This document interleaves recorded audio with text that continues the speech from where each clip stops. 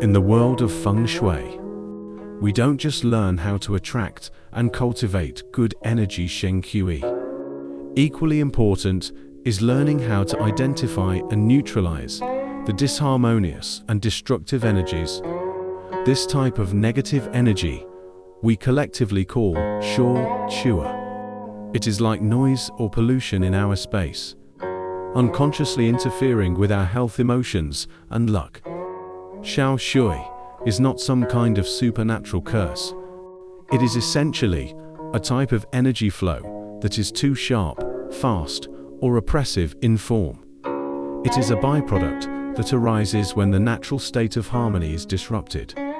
In Feng Shui, Sha Qi mainly manifests in several forms. For example, the sharp corner Sha, formed by the sharp corners of buildings. The road Sha, formed by a road pointing directly at your home. The Beam Sha, caused by exposed beams overhead.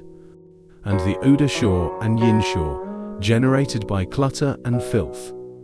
These disharmonious forms continuously transmit unstable and aggressive energy messages to your home or your body.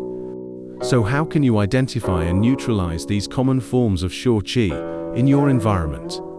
Rule 1. Inspect the areas outside your windows and doors. Look for sharp corners of other buildings, tall utility poles, or roads rushing directly towards you. If you find them, you can hang curtains or place a row of green plants to form an energy shield. Rule 2. Examine the space above your head.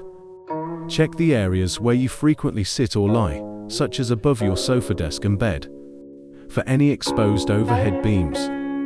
If there are any, the best solution is to move your furniture. If you can't move it, you can hang 2 bamboo flutes under the beam to lift the flow of Qi. Rule 3. Clean and declutter. The practice of decluttering, which we've discussed before, is the most fundamental way to resolve Sha Qi caused by mess.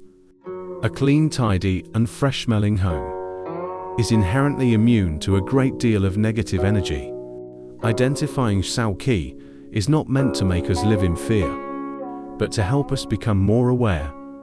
By consciously creating a harmonious environment that is protected and supported, we can minimize the interference of negative energy to the greatest extent.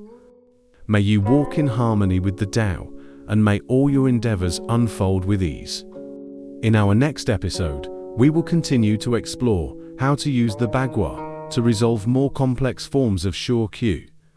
Thank you for watching.